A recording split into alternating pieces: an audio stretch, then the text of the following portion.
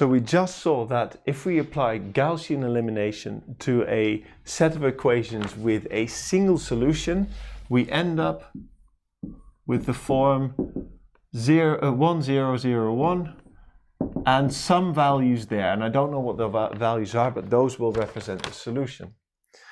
Well, that's the case for a single solution.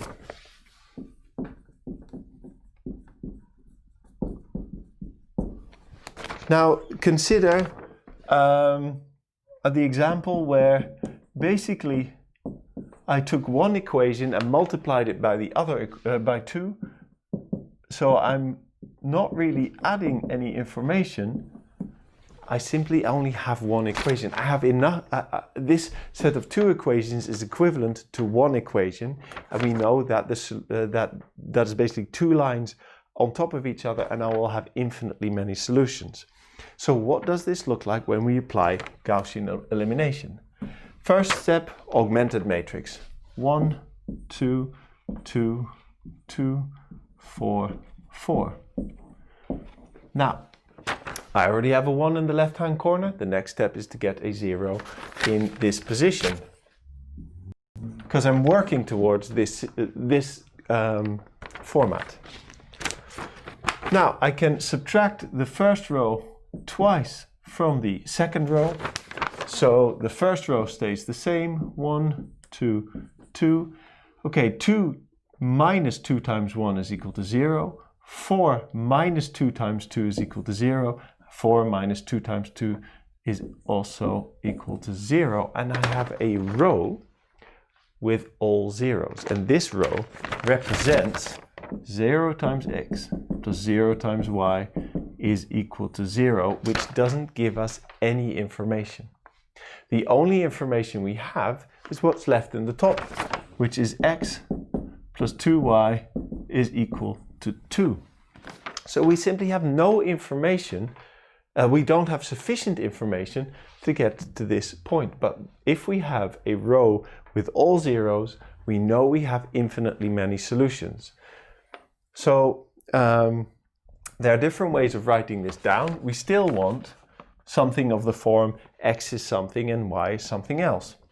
And there's different approaches to this. The book does it one way. I will show you what I do here is that I will just erase this and say, well, the top one is x plus 2y is equal to 2. I write this out as x is 2 minus 2y.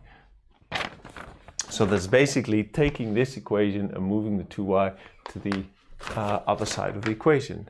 And so this is the value for x I have, and y is equal to y because I have no information for y.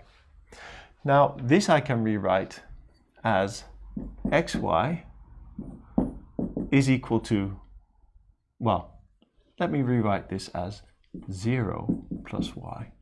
So xy is equal to 2, 0.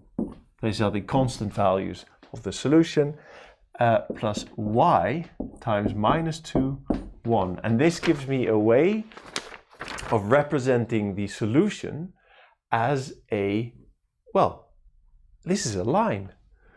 This is a, well, in Dutch they call this the standvector and the richtingsvector. This is basically the basis and the direction of the solution, which represents a line in space. What the book does is says instead of writing this y, they write this as t, as some kind of parameter, because we've already used x and y. I mean, I don't mind it either way, and what happens is that they write the solution, well, they can write the solution x is 2 minus 2t and y is equal to t. And this is what the book does. I stay with x and y. There's no it's just a matter of style.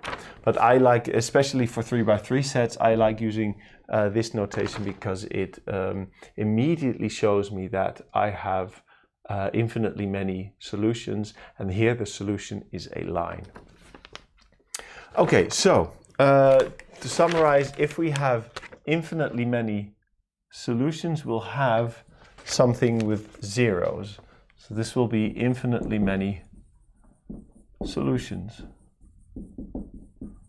A row with all zeros. Well, let's take the last 2 by 2 thing we had. 4x, well, this is a different one. We haven't seen this one.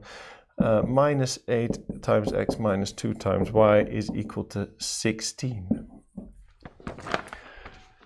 All right, so we have our 2 equations. 2 equations, 2 variables. Let's start with the augmented matrix.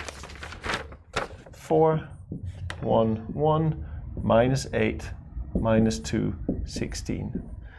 Now, I could divide the first row by 4 and create a 1 here, but I know that if I multiply the first row by 2 and add it to the second row, so if I add the first row twice to the second row, I will get a 0 here, and then I can figure out what I'll do with that later.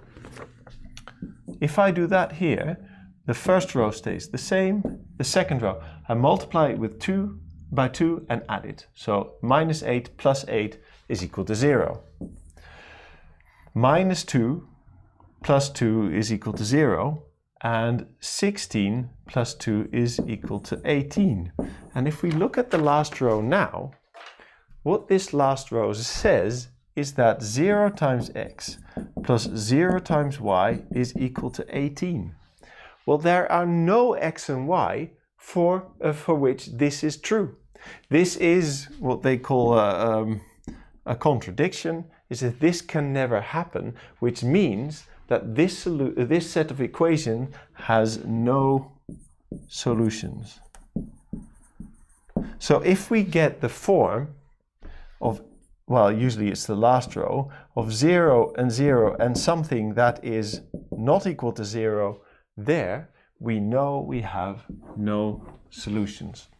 So the aim of this part is to show you what it looks like, what you end up with after applying Gaussian elimination. If you get into this form, you know you have a single solution. If you have a row with all zeros, you know you have infinitely many solutions. And if you get a row with zeros but ending in something non-zero, then we have no solutions. So this is for a set of 2 equations with 2 variables, but you'll see that this representation of what you end with Gaussian elimination will work with a system of n equations with n variables. So it doesn't matter how big this is always what you can find.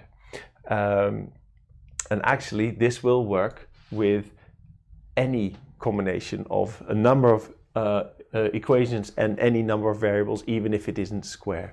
You will find that it will either have a single solution, infinitely many solutions, or no solutions at all. We'll continue this this series of video now with 3 by 3 examples.